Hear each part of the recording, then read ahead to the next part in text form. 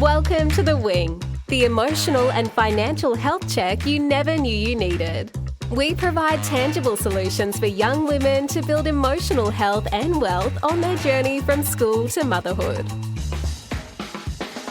This is the podcast for young women in Australia navigating the big stuff: life, money, and motherhood. From high school to first homes, babies to bank accounts, we take you on an interactive listening journey that helps you make smart, empowered decisions every step of the way.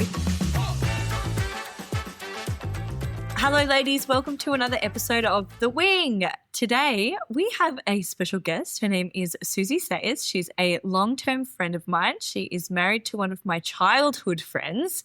And for many of you listening, you may know Suzy. And I know there's actually been some requests for Suzy to feature on the podcast. So I want to welcome Suzy. Hello. How are you? Hello, I'm good, thanks. How are you? Good. Suzy is just, as we are recording right now, Suzy has a 3-week-old baby. It is her first baby. So the fact that she's even made it onto this podcast at a designated time on a Monday is just phenomenal and has the headspace to even share some of her experience with us. But we chatted just before, and it's going to be very honest and raw. This is not a sugar-coated episode or podcast for that matter. So I'm going to run through some questions for Suzy to tell us about her pregnancy. We won't go too much into the birth story because we are steering away from birth stories by design, which is actually a conversation that Suzy and I had while she was pregnant, and how that hearing birth stories can actually be a bit of a disservice to anyone who hasn't yet had a baby. So we tread lightly on that topic. Suzy and I actually, we jokingly had a podcast. We called it the Podcaster, which was really just a series of voice notes before we actually got on an actual podcast. So we're going to try and get out some of that hilarious conversation that we had while Suzy was pregnant and hear her experience, and hopefully some of you can relate to, not feel so bad about things. So Suzy, if you can start, I'm going to throw the mic to you. I promise I'm not going to talk this whole time, but if you could maybe start by telling us a little bit about you and a little bit about your pregnancy. That was such a beautiful intro. Thank you. And so professional on the podcast. This podcast, I love it. You were always professional on the other one. It was me that was always swearing and going ham. Tate was like, oh, thank God there's an editor, because you would just, and I'm like, yes, I agree, Tay. So a little bit about my pregnancy. I found out I was pregnant after going to emergency with some crazy, crazy pain, like I was dying. And they took me in and they thought I was having an ectopic pregnancy. And by that time, I had been trying for 3 weeks. So I was like, I'm not pregnant. And they were like, this sounds like an ectopic pregnancy. They took me in and then they did all of these tests and they came back and they were like, oh, really good news. It's not an ectopic pregnancy. They were like, you're pregnant though, which I was just like, I can't believe I'm pregnant in 3 weeks. This does not happen to me. Like, I just felt really lucky because you obviously hear about so many people struggling. So at that point, I felt really blessed. And the whole way through, I felt really blessed. But then they were like, you have kidney stones. And then that just kind of snowballed into having to have an operation to put in a stent in my kidney. It had to be filtered out because it was really swollen. One of the kidney stones is actually blocking my urethra tube, which is the tube that comes down to your bladder and basically relieves your body of waste. Yeah, so I found out I was pregnant, stayed in hospital, had to get this stent put in, and then in the interim got like a big blood infection. So that was really scary. Like at that point I was like finding out I had kidney stones, getting a big infection, I was pregnant, and they were telling me it's quite possible the pregnancy won't continue to be viable. So that was the beginning of my pregnancy, and I reckon it was probably quite downhill from there. Oh, Suzy, you're actually just reminding me of those early conversations that we had. And like most pregnancies, it is that touch and go kind of period in the very beginning. But in your case, you were in hospital, you were having a stent put in, you were told you had kidney stones, and there's just so much uncertainty. And obviously this is a very first part of your journey. So it was terrifying, I imagine, to be in that position. And what did the rest of that, sort of progress through the 6 weeks, and you get to 10 weeks and you get to the 12-week scan, like what was happening during that first trimester for you after you found out that initial information? So the recovery from my operation was quite long and quite painful. So it was about 2 to 3 weeks. And then it was only really approaching 10 weeks that then they were like, you know, the pregnancy is still viable. You've responded really well to the stent. Your kidney's actually doing really well. There's no infection. So there was like relief there. And that was right on when I was due to get the NPT test. NIPT, the non-invasive pregnancy test, yes. Yeah, so I got that and that came back great, which was really good. Yeah, and then we approached the 12-week scan and yeah, that's when I saw the baby and yeah, then that was just like relief. Or so I thought. Like I thought once you go to 12 weeks, you're good to go. And then they're like, oh, no, like 12 weeks is good, but there's so much risk throughout the pregnancy. I'm the dumbest pregnant person, honestly. Like I wish I read a book a year ago or something. But I just felt lots of relief at 12 weeks because like obviously I'd had a very viable pregnancy and they were telling me 60% chance after the stent operation that it wouldn't be viable. Wow. So, there was more percentage of it not being viable than there was. And I just remember thinking, oh my God, like I can't believe I'm pregnant and like this, like, because kidney stones don't seem like a big deal. Do you know what I mean? Like it wasn't like they were telling me I had stage 4 cancer. When people hear about kidney stones, they're kind of like, oh yeah, kidney stones are painful and, people pass them and whatever. But it is such a complication during pregnancy. Like I had absolutely no idea how complicated it would get for me. Absolutely. And with the kidney stones as well, like, we did discuss this, but like it is something that is not as commonly seen in young, otherwise healthy women. It's something that's maybe in a generation above us that's not someone who's not pregnant that's actually going through that. So with the kidney stones and what ended up happening, so I've said the stent put in so that things could start flowing and, moving through a system better. But then with the kidney stones themselves, where did they go? What actually happened to them? Oh, they're still there. I still have them. And I still have the stent in. Yes. But essentially, a stent is meant to stay in for 9 to 12 weeks. So having a stent in my entire pregnancy has been really, really risky.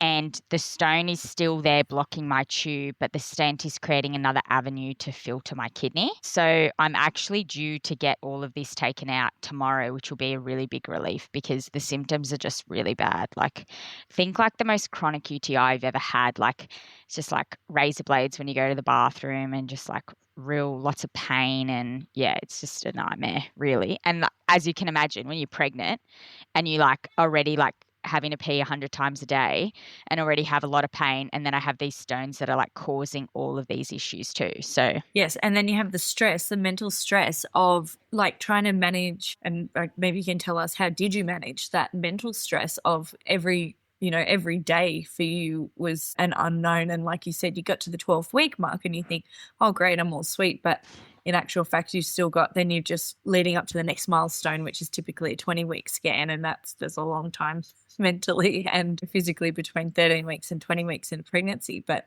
how were you managing that mental stress throughout that period? I think if I said I was, oh, there's my baby. It's okay. I knew it. I was like, you're not going to let me do this pod, are you? It's all right. I'm going to rock you because you like to be rocked. Take your time. She just loves to be the center of attention. It's just like 1 hour that I needed to be on the pod, mate. Oh, manage is such a nice word for you to use. I do not think I manage whatsoever. It was so funny in the beginning when I was just like mentally like, how am I going to do this? I was like, all right. I journaled, I did breathing, I went walking, I did meditating, I did mindfulness. And then I had a breakdown today because I was like, my wellness program every day that I put myself through is stressing me out. I've got too much going on. I don't have time for the breathing. I don't have time for the meditation. And then I was having to do a meditation about how much meditation I needed. Like I was just not coping whatsoever, as you know. And then the way that I'd cope would be to send you a voice note and be like, I'm not coping.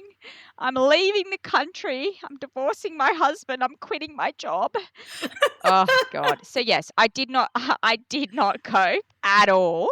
at all. And then the hospital was kind of like, are you coping? Like, you should go see a social worker. I was like, I'm not coping. So naturally, I waited 5 weeks through the public system for their social worker. And then Wow. she kind of got in front of me and was like, so how do you feel? And I was like, this isn't going to work. It was like 5 minutes into the session. I was like, I can't see you anymore. You're annoying me already. It's been 5 minutes. So, yeah, the way that I coped with it was basically, poor Tay. I just talked Tay up the wall about my feelings. And basically the conversations were like, I'm so anxious, but I don't know why.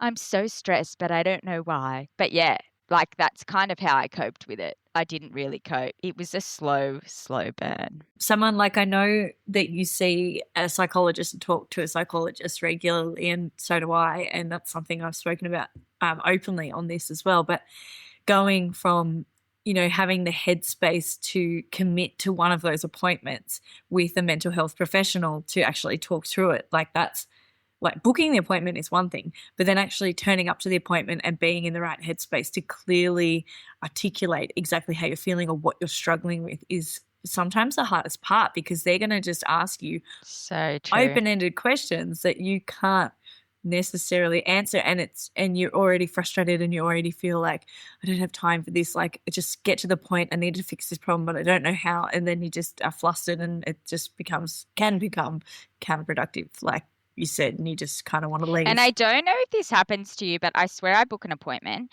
and then in the lead up to the appointment, I'm like, oh, I need the appointment. On the day of the appointment, I'm like, this is the best day I've had in a while. Then I go chat to the psychologist. I'm like, how was your weekend? And then day after, I'm like, I need to book in again. Like, I just feel so bad. And then she's on leave or something. And I'm like, God damn it. Why does this always happen? So sometimes I'm just like, I'm not going, because I'm going to feel good that day. Oh, I can God. totally relate, because you're feeling like you're booking the appointment and you're like, I need the appointment, and you get it. Great, I've got that. It's almost like it is sort of probably your mind playing a bit of a trick on you, like I've solved that problem. Yeah, it's a placebo. Yeah, placebo effect. And then you get to the day and you're like, yeah, I'm actually fine. I can't really remember what I wanted to talk about. And you get to the appointment. I mean, I obviously make notes, and I'm sure you make notes as well to go in there, because on the day you're going to feel $100 and be like, great, let's I don't need to cover much, but yeah, it's just it's a cycle, right? It can be really difficult. I think also the thing that like kept me mentally sane, I have to admit, was Tay. Like, I was just ridiculous. I knew I was ridiculous. I'd cry about the dumbest things. Like, I'd cry about my food not being hot, and Tay would just be like, yeah, like, I can totally understand why that would make you upset. And he was probably thinking, what the hell is wrong with this chick?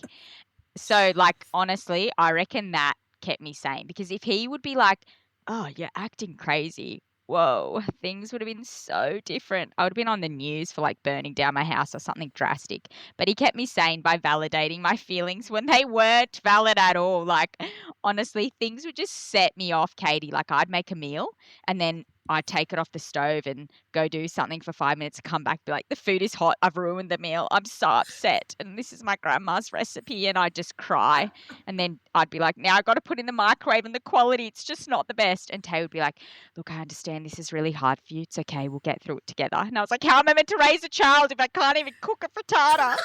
So yeah, like, honestly, like, it's honestly like Tay just literally putting up with my shit. And then every once in a while we'd send memes of like crazy pregnant women and be like, haha, me, like when I wasn't being crazy, which was for a hot minute. But yeah, now we laugh about it because we're like, ha ha ha. But yeah, at the time he must have just been like, whoa. I truly agree with you. And having a supportive partner is so important. And I think Tay and Jake are very similar in the way that they're very calm. They have a very sort of peaceful demeanor about them most of the time, and they're there to sort of just sit back and watch and be like, yeah, wow, okie dokie, so we're going to have a tantrum about a cold frittata today. Alrighty. Yeah, I can heat it up for you if you need me to, or is there something else you'd like me to make? Oh, it must be nice. I'm always like, yeah, so good to just be that chilled and happy. Totally, but remember, their hormones didn't do what what yours did in producing a human baby. So it's a role that they played very, very well. So hats that's true. off to them. All right, Suzy, can you tell us what was something that occurred in pregnancy that no one told you about? Now, aside from the kidney stones and the complications there at the beginning and throughout your pregnancy, what was something a bit more general that occurred that no one told you about? I think I was really oblivious to the fact that there's so many symptoms that you get as a pregnant woman. So I had apps that obviously flow and things like that every week they'd be like, okay, this is what's going to happen with your body. And I just couldn't believe how accurate it was. It got to a point that Tay and I would read it and be like, uh-oh, what's going to happen this week? And I'd just be like, oh, it's saying I have heartburn. I'm going to have heartburn. I've never had heartburn in my life. That won't happen. And then 2 days in, I'd be like, oh, my chest feels like it's on fire. What is this? And Tay's like, oh, it's heartburn. It's heartburn. The app was right. So, I think no one tells you that. I was so naive. I was like, oh, I'm going to get bigger and I'm okay with being fat to have a baby. I don't care. That doesn't bother me. And then all of a sudden I started getting pregnancy acne and heartburn and indigestion and leg cramps. And I was like, oh my God, I don't care if I'm fat for the rest of my life, but I just don't want to be this thirsty and I just don't want to have heartburn and be dying all the time. I think no one tells you that. No one tells you literally are you just go through so many things as a pregnant person, so many symptoms in your body. And I think the worst part of the symptoms is that in flow and with the GP, all of them are normal. So it's oh, I've got insomnia, I've got heartburn and leg cramps and I just cannot quench my thirst. And they're like, it's all right. It's all completely normal. And you're like, oh, okay. So what do I do about it? I love when they're like, oh, have you tried a Hydrolite? Or have you put a sleep story on? Are you meditating? I haven't done any. Have you got a sleep mask? Yeah. How's your mental health? Yeah. It's not helpful. They want to be helpful. Everyone wants to be helpful. It's just, I know, everyone wants to be helpful. When you're in it, it's not helpful. And I have to say, when I had my last appointment with my obstetrician and I said insomnia, heartburn, need to do something about it. And he did actually say to me, I said, do you have anything stronger than Gaviscon? And he laughed and he said, yes, of course we do. He said, so he wrote me a script it's like a 24-hour heartburn relief thing. So I got that.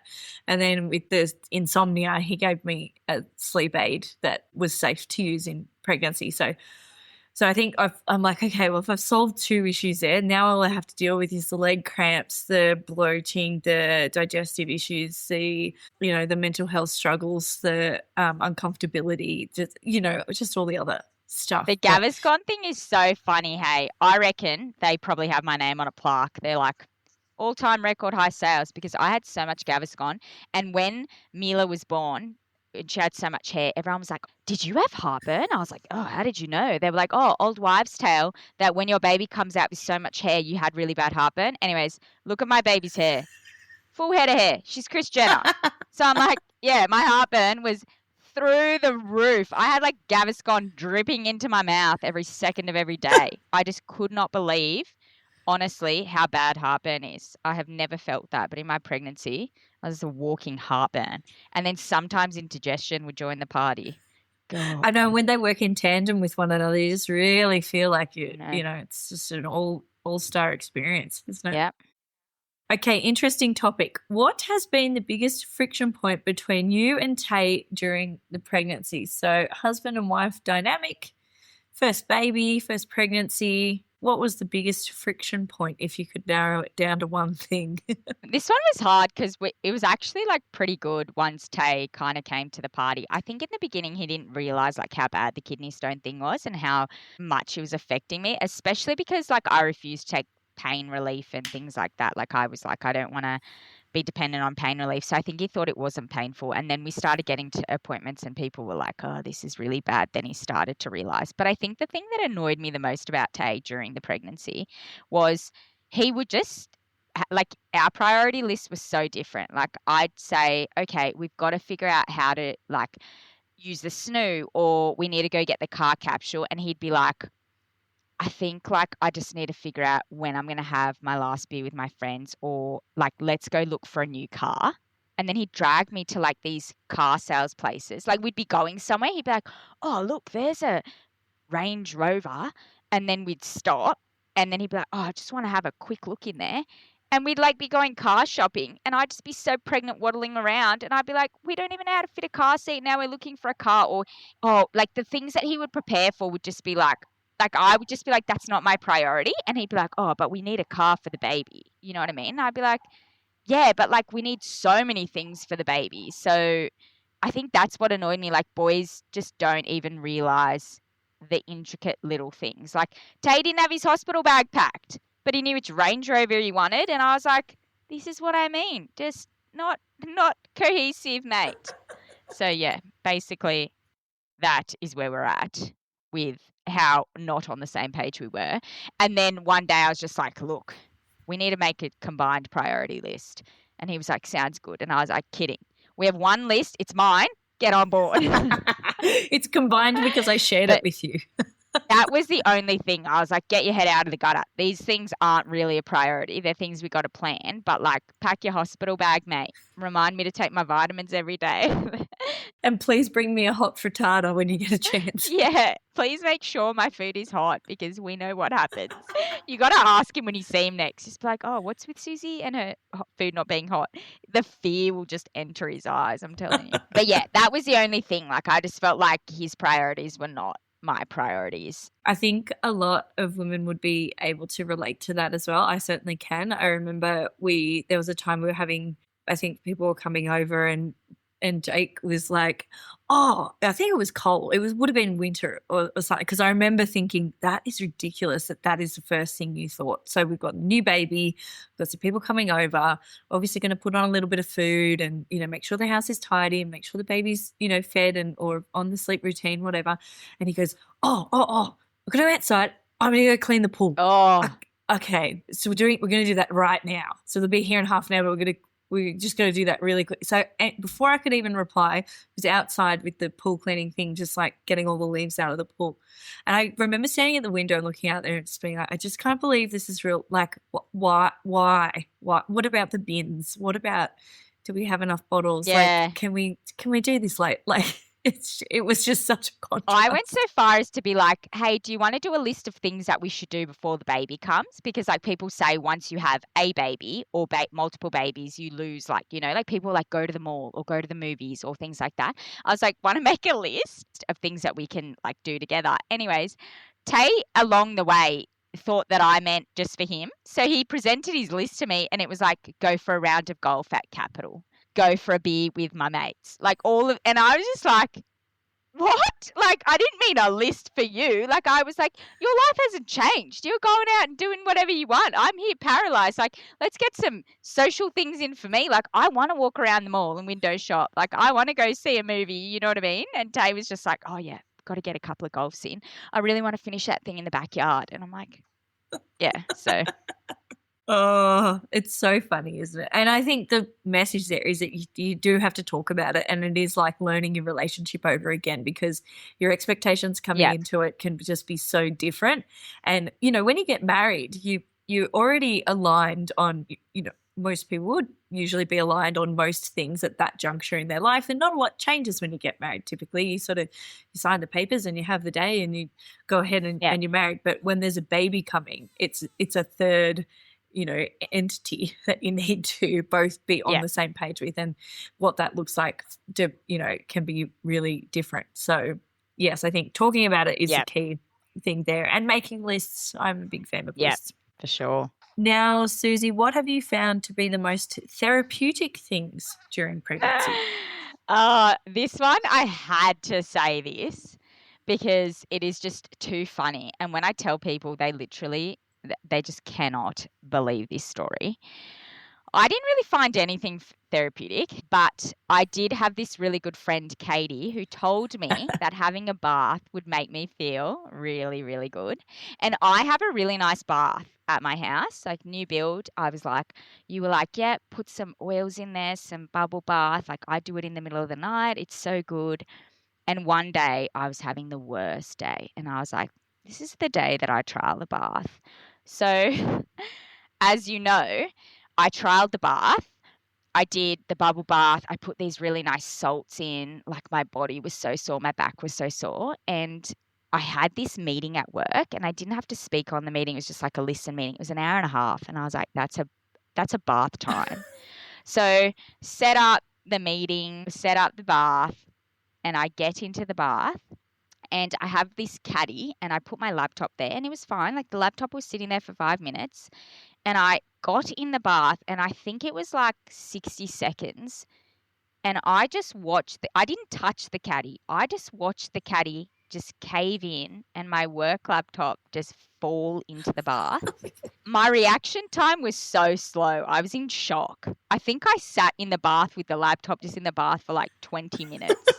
And then I called Tay and he couldn't even understand me. I was just like, and he was just like, what is going on? Anyways, he had to come home from work. I think I was still in the bath when he got home from work.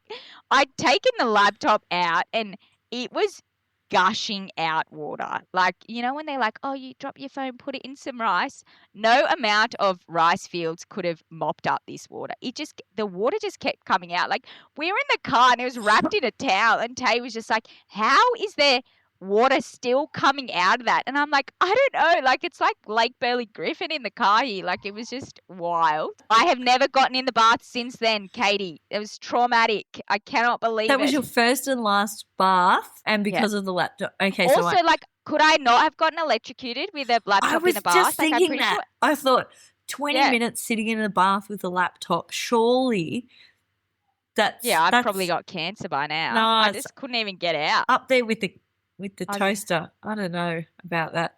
Yeah, I think I cheated death many times, especially the laptop. Oh, God. But yeah, so obviously that wasn't therapeutic. I cried that whole afternoon. I think I voice noted you and was like, you did. Guess where I am. Yeah. Look, that was early on in the pregnancy, I think. I think it was like 14, 15 weeks. That really showed me that I should not seek comfort in the pregnancy. I should really suffer because anytime I tried to do something nice for myself, I was like, oh, things are worse. Oh, I just remember telling my boss, I need to go to the laptop bar. My laptop has just unexpectedly stopped working. And Tay and I, like in the cars, big bath towel. Oh, God. So funny. I hope none of my colleagues listen to this podcast. I hope that also for you, for your sake. Oh, well, you're on mat leave now, so, you know, and you're looking after your computer and everything. Yes. It's hard, isn't it? Because, yeah, you set up something therapeutic for yourself, but then, I mean, on my end, if I'm trying to do something therapeutic, it's often I'm interrupted. Like of an evening, we'll be doing the bath time routine and Jake will say, all right, do you want to go have your shower now? I'm like, yes, I'm so sore. I just need to be in the hot water. So I'll go have a shower. And next minute, the two toddlers have come into the bathroom and they're playing with the toilet paper roll and throwing that everywhere and eating the toilet paper and pulling everything out of the cupboards and banging on the shower screen door saying, Mummy, what doing? Mummy, what doing? And then Jake will come in and go, are you enjoying your me time? Like, yeah, look, I tried to make this therapeutic for me and my pregnancy, but, you know, maybe tomorrow will be better. It just doesn't happen, does it? No.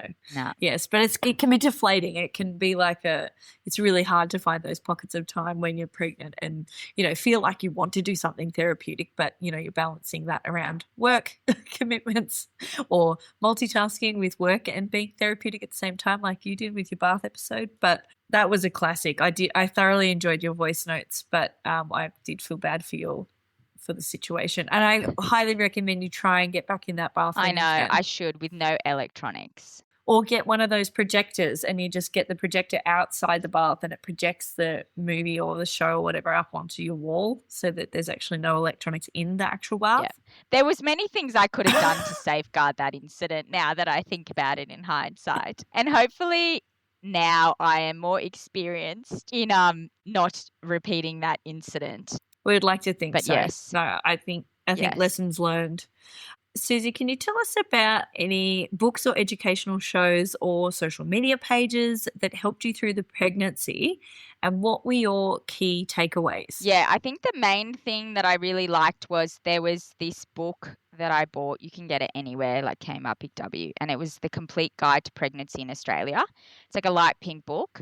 I thought that was really good because I got so many recommendations for books, but a lot of them were just like from the US or, anywhere, which is fine. This one, like, just stepped you through pregnancy from beginning to end. So, like, what to expect for scans, what to expect at this time, what to plan for, like, in the third trimester, like things you don't even think about.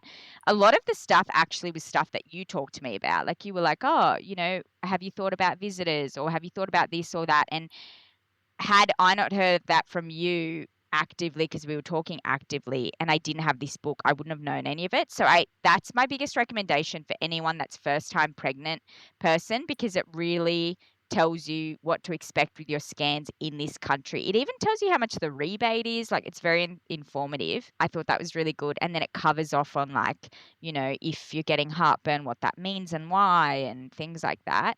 That was probably the most helpful resource. I did listen to Kick Podcast. I don't know if you know Stephanie Claire Smith.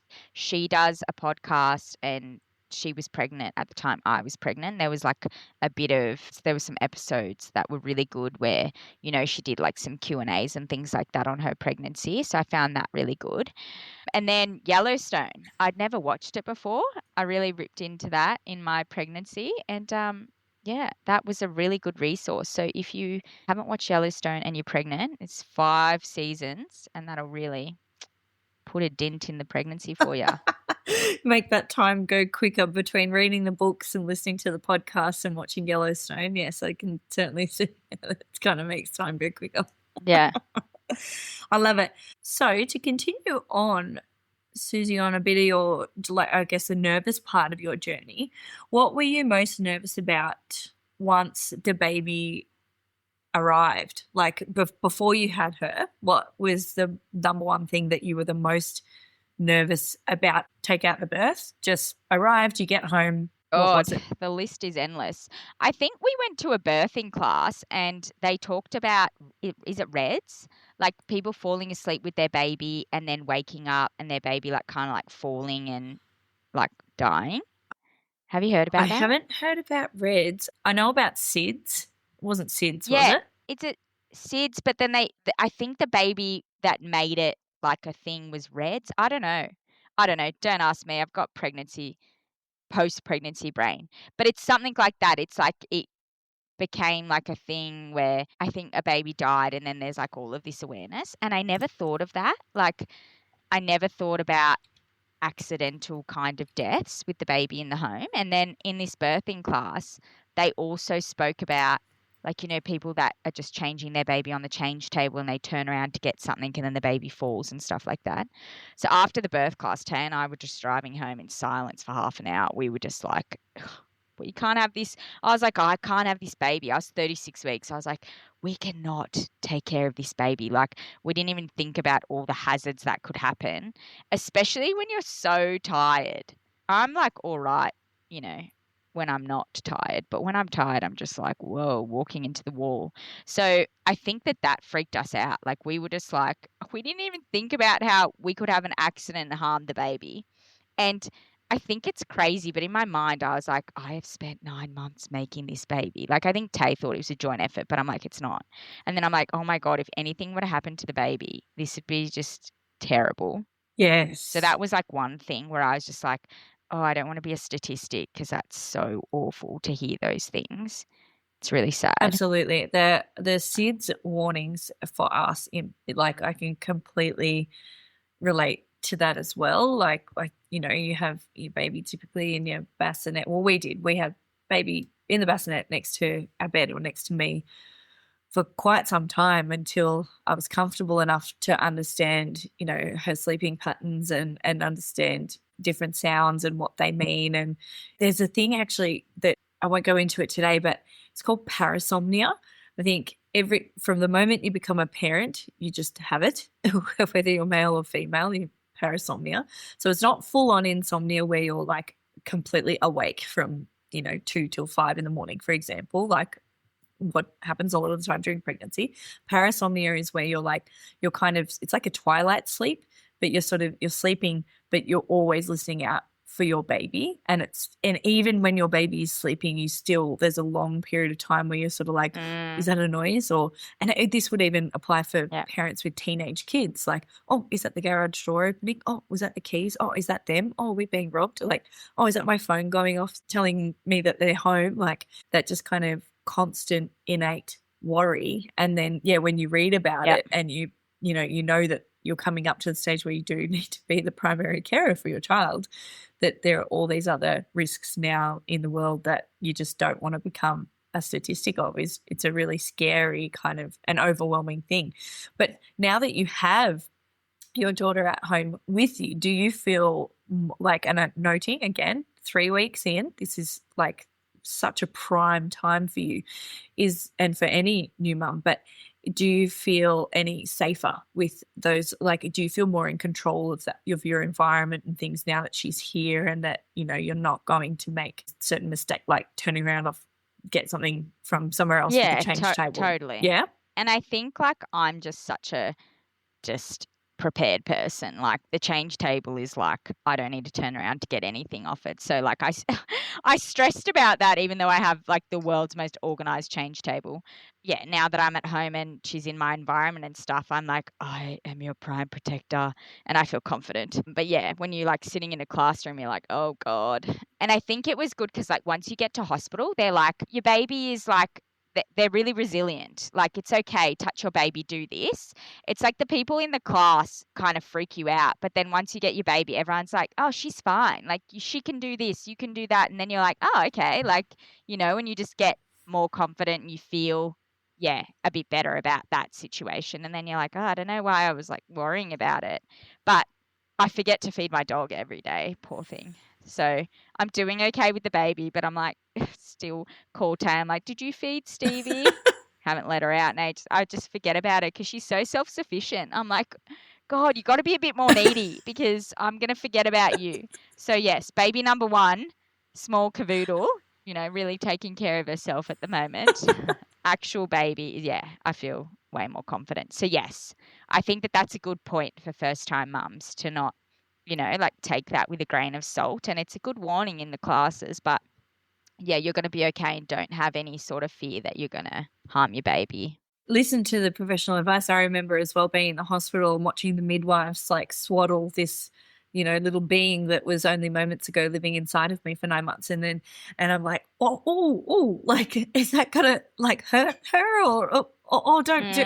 But the how versatile a baby actually, within reason, obviously, and these are trained professionals that are teaching you these things, that there's worry before because it's an experience you haven't yet encountered, so you don't know how it's going to be, and it can be very overwhelming. But trying to go back into the day-to-day and just only control what you can control today and educate yourself. Like you said, go to the birthing classes, learn all of the things, but, try and bring it back to, isolate that information and then pull it out of your hat when you need to think about it again when the baby's actually here. And Totally.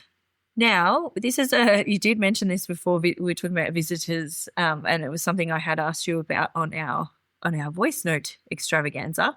So did you end up establishing some boundaries prior to the birth for visitors? And if so, what were they and how is it going? I mean, it's been 3 weeks, so, I know that you've had to get a lot of people through in a short amount of time, but tell us about your visiting boundaries. So Tay and I had actually talked about how we were going to have a conversation about this, and we were going to have it the day after my birthday because we were going to dinner on the night of my birthday. As in, we were going to go away. Like, we talked to, like, my psychologist talked about it. I'd read a lot about it in books and stuff. And so I talked to Tay and been like, write down the people that are really important to you and like what your expectations are in terms of people staying, and then we'll come together and discuss it. Anyways, I ended up having an emergency Caesar on my birthday, so we never had that conversation. And the plan never happened. The floodgates just opened and we just rolled with it.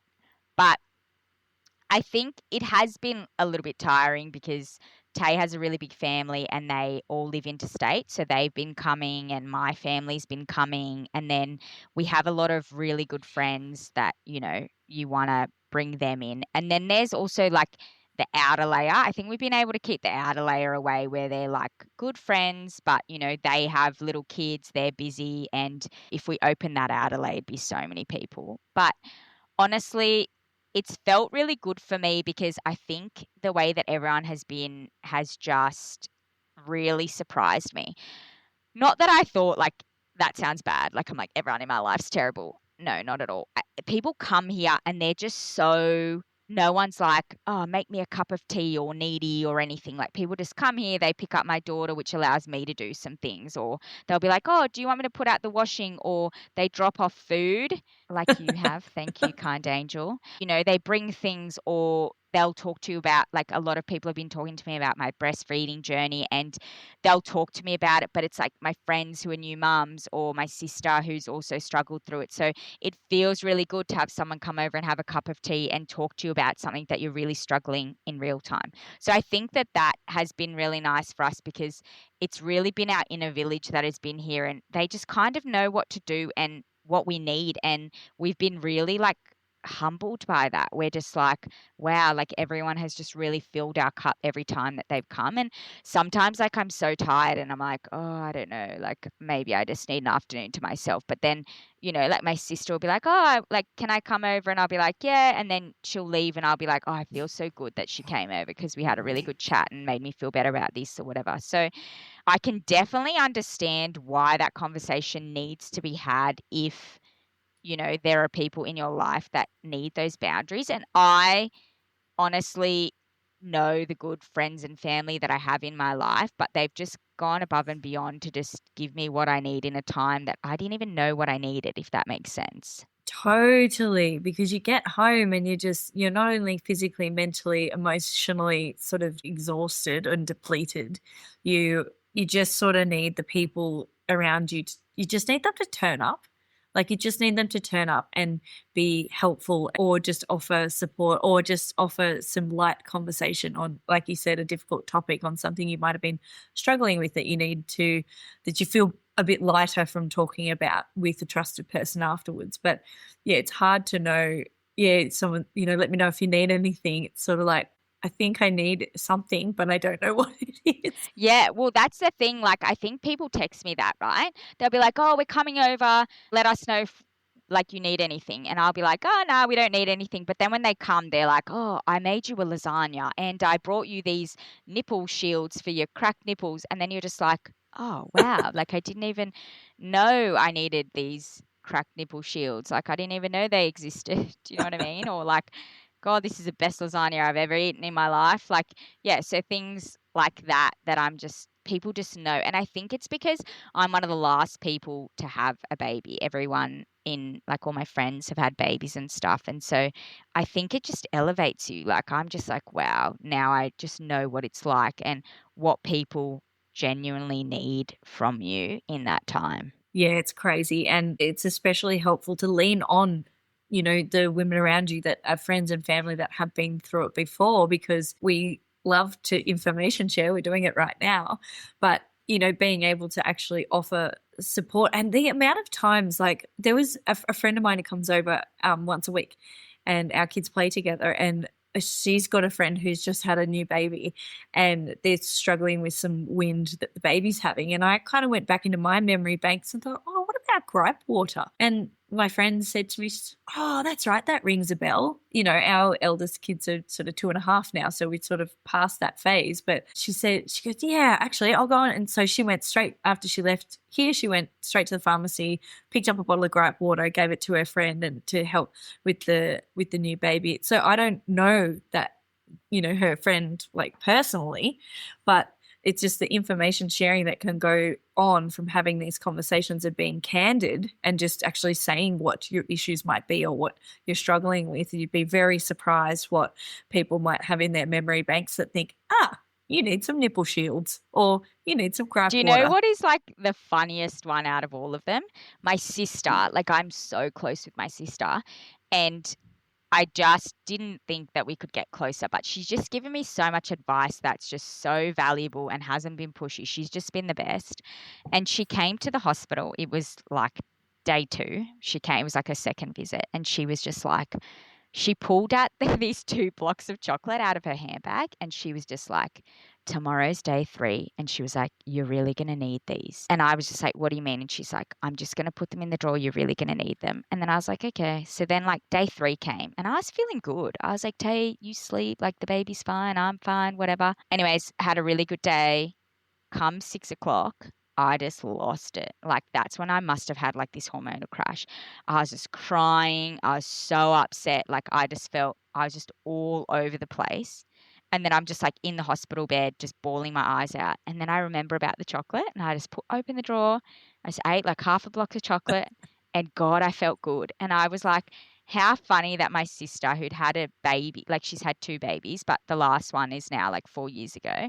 And she was just like day 3. And then I spoke to her and she was like, I remember day 3. It was just the most traumatic day of my life. And I was just like, oh my God, like what an angel on earth. Cause like I was in hospital, right? Like I wouldn't have been able to get any chocolate at that time of night or anything that I wanted. And there she was with my favorite Whittaker's coconut chocolate. And I just sat in the bed just crying and eating the chocolate. It just fixed me right up. So yeah, like people just doing those kinds of things and remembering, yeah, so good. This one, so the Whittaker's good. West Coast buttermilk caramelized white chocolate that you've given to Yeah, me. she got me one of twice. them and she got me the coconut. Yeah. Oh, it's just delicious. But I was just like, how did like those kinds of things that you like, and it's funny how like people know. And I was just fine on day 3. I was like, I might beat this statistic, but sure enough, I did not. Nurse came in, I was crying, chocolate all over my mouth. I was like, give me a minute.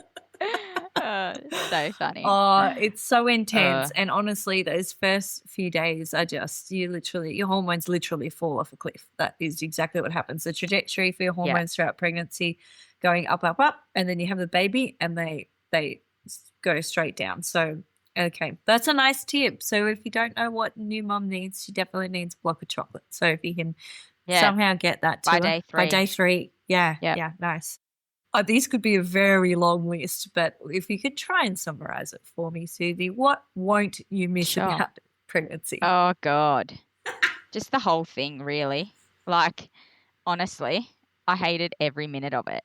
But I hated when people like, don't wish away your pregnancy or said stuff like that to me. Then I was like, oh, you're on my hit list. Oh, just none of it was good for me. I can understand like some people like, oh, I was thriving. Oh, this was really good. Like even like people have told me, oh, they really enjoyed the movement of the baby. And I think that honestly, when I first felt the baby move, that was really nice. The first initial bits, because you're like, oh, there is something in there. Like I'm seeing something in scans, but something's moving around. That was really cool. And then after about a week, she was like, oh, are these ribs? I like them. And then just kicked me in the ribs the rest of the pregnancy. And then I was just like, wow, I really enjoyed when this baby moved, but could you just keep it down in there? So it was like there would be a positive and then it would just turn into a negative, and I would try really hard to be positive about it. And I have no indigestion, no heartburn anymore, which is so good. And I don't have an intense thirst. Like I just never understood how much I would appreciate drinking a cup of water and it quenching my thirst. Honestly, like I have missed that so much. But yeah, I think the initial movements, that's really exciting, especially when you come out of risky, the 12-week scan and all that kind of stuff. And then the baby starts to move and if the baby move, like it's good movement, like healthy movement and stuff. And, day by day, it's the same and all that. Like, I think that was probably the most exciting bit of the pregnancy. But then, yeah, that was short-lived when she was just like, I'm training to be Muhammad Ali's assistant. You don't mind, do you? So, yeah, that soon turned into a negative. Yeah, that's probably my positive there too. But, yeah, everything else was tragic. I had everything under the sun, the pregnancy acne, the insomnia. Oh, I won't miss the insomnia, except I think I was telling you, like, how hilarious. The whole time I could have slept when I was pregnant, I was insomniac. Like, I was making curries at 4 a.m., literally adult colouring in books. I have so many that I finished reading in the middle of the night. And now the babies come and I have to put the most chronic alarm on to get up because my sleep is like, I'm back and we need to reconvene. And I'm like, where were you for 9 months? The baby needs me now. And I'm just the best sleeper at the moment. In the times that I get, I'm honestly out like a light. Like Oh, it's so just that's what's really annoyed me. Like I'm like the pregnancy insomnia. So it's such a challenge. And I know as well in your pregnancy, and this has only just happened to me recently, but with the iron deficiency and Oh how yeah. you had the iron infusion, which I too had just only a week ago. And I'm on day 6. And you said from days sort of 4 to 6 is when you start to see a bit of an improvement, which I can definitely vouch for. Yeah. Have you started to see one? Yeah, like my biggest symptom was dizziness and obviously fatigue. I mean, fatigue's hard to solve, but Yeah. just rest when you can. I feel like fatigue is a symptom of everything. So when it's a symptom of iron, you're like, I've been so tired for 8 months. Exactly. Like, you know. I'm already. But yeah, the dizziness and the thirst, you're like, oh, this is new and I hate it. Yes, and I just wasn't even aware that that is the impact of what low iron can actually have. And it's the first time that I've had low iron, but having the infusions to then sort of top you back up to a level where you can actually somewhat function again. How many weeks were you when you had your iron infusion? I was 30 weeks and they Right. told me that I had to be 30 weeks to have it, which I'm not sure if that's the case. Right. Because you've had yours. So I feel like they lied to me. I had mine at 26. Yeah. 26 weeks. It's very strange. Actually, this is a good tip for the pod. They're very unwilling to give you an iron transfusion, and I really, really don't understand why. Like through my pregnancy, they're like, you want fentanyl, you want endone, we'll give you all the painkillers you want. Like I could have run a drug syndicate selling all these painkillers that they want to prescribe to me. But then iron transfusion, they're like, oh, nup, nup, nup. You need to go get an oral tablet, and that'll really boost you up in 2030, and then the dizziness will go away. We do have this thing called an iron transfusion, but it's going to make it better and we don't want to give that to you. We don't want to improve things for you. And I'm like, we were in an appointment and my midwife was like, you need to give her the iron transfusion. Like, we're getting it done. Like, book her in.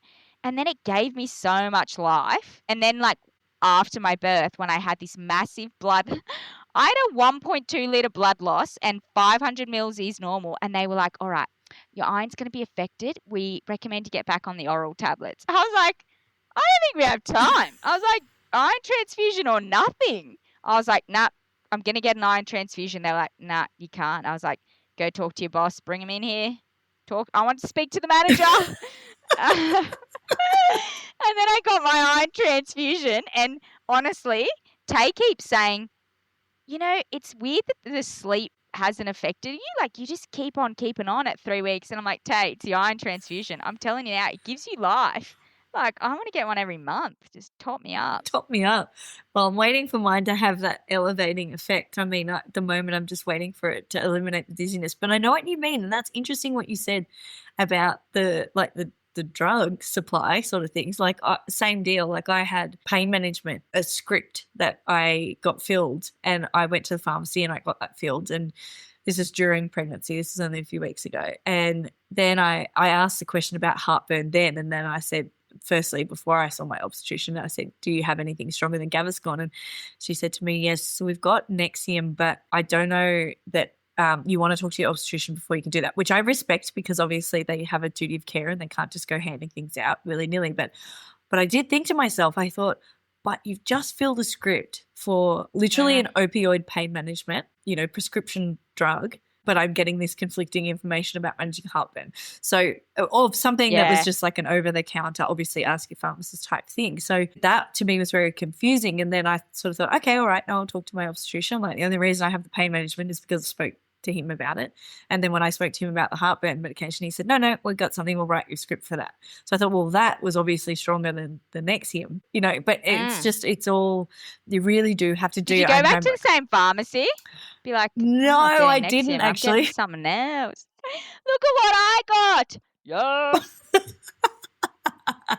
Oh, I should have. It's just so crazy, like the pain relief. They said they could give me morphine, but then they're like, it's weird. I'm like, but no, I remember Tay asking them one time, like, I remember because I was like a little bit constipated and Tay was like, oh, what can you take for that? They're like, anything but Senna. We don't recommend Senna. And Tay was like, why? And she's like, I just learnt that in my course 20 years ago, my midwifery course. And Tay was like, and she was just like, so, how's the pain? Do you want some morphine?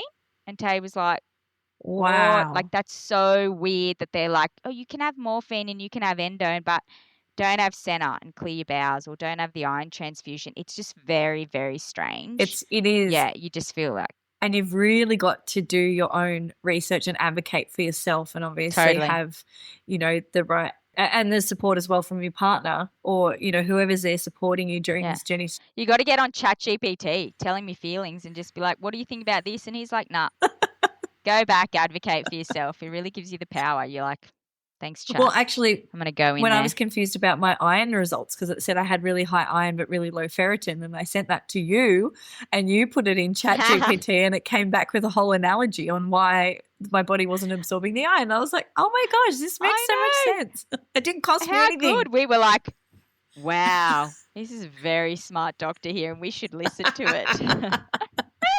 And offer, so good. Oh, Jill. But no, so if you're good. seeking medical advice, obviously talk to the professionals. We're not here to give medical advice. We're just explaining what has happened in our situations as a caveat. But yes, I can totally relate. I'm really glad you threw that in because I could definitely see myself getting sued. I'm like, just ask Chat. Don't listen to your OB. No, go straight to the internet. The internet's got all the truths. So that's pretty much all my questions, Suzy. So before I wrap up, is there anything else you want to add? No, I feel like this has been such a fun experience. But also, I'm just so proud of how far you've come. I'm really glad you did this podcast because I think you really gave me life in my pregnancy by giving me all of this. I remember you'd say stuff to me. You'd be like, I don't want to give you unsolicited advice. I'd be like, give me all the information. I need your help. I think just the way that you talk about things is just so...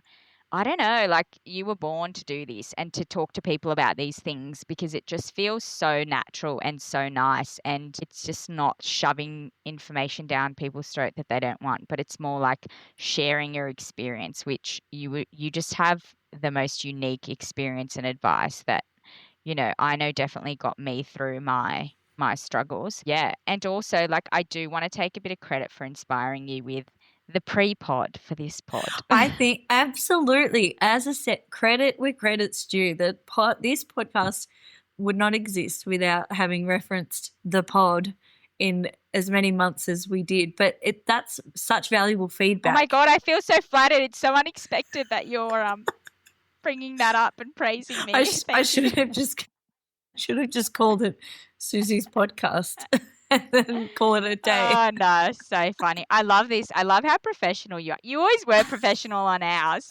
Just made me feel so crap where I'd be like, oh, swear word, swear word, swear word. And you'd just be like, hello, my name is Kate. You're just so professional. And I feel like this is so professional and I'm loving listening to the pod. I think this is amazing. I hope you go viral. Thanks. Me too. You're what all women need. Well, I think as well, like I said, sharing stories and making it relatable and talking about things that have actually happened and things that are just being so honest, because I think a lot of the time the things we read are in nicely published books that have been edited, or we don't need to freak anybody out, but we need to talk about it because it makes I got so much value from our pre-pod as well, because I remember some days I'd just be like, oh my gosh, I just need to talk to someone. I need a voice note, Suzy. I just need to just get this out, or this thing happened, or this person did this, and I need a venting platform. And for me, that was our voice note series. And it makes you feel so normal, right? Sometimes I would vent to you and I'd be like, oh, that was a bit bad. But then a couple of days later, you'd just be like, here's a photo of me crying and eating dessert. This happened. And I was like, then I'd be like, oh, Katey, it's just your hormones. And then I'd turn on my, it's going to be okay. I had my meltdown 2 days before and you were talking to me, and then we'd flip it and we'd be like, this is very normal. Don't worry. It's just the hormones. It's so funny how it's just you're either having a meltdown or you're consoling someone for a meltdown, but it does make you feel normal. It does. It really does. It does. It validated so much for me, because I thought, even just asking someone I'm not sure if this has ever happened to you, and 9 times out of 10, whoever you're talking to is probably going to be like, oh my God, yes, that happened to me. Or, there's always something that we're not that dissimilar from one another, especially on the journey of pregnancy through to motherhood. I think 100%. that whole experience there's so many similarities no matter who you talk to. So I'm glad we can bring it to life. Well, Just a huge thank you to Suzy for featuring on the Wing podcast and for being so open to chatting so candidly about your pregnancy journey, and also speaking with me throughout your entire pregnancy journey and trusting me with your information. Ladies, I hope you got something valuable out of, or many valuable things out of this podcast. And if you did, please share it with anybody you think might need a laugh and a listen. Please subscribe and follow us on Instagram and listen on your favorite listening station. And we'll see you on the next episode of The Wing. Thank you. Thanks. Bye. Enjoyed the episode? Hit follow and check out _wingpod Oz on Instagram for a dose of wisdom getting you on the right path to success.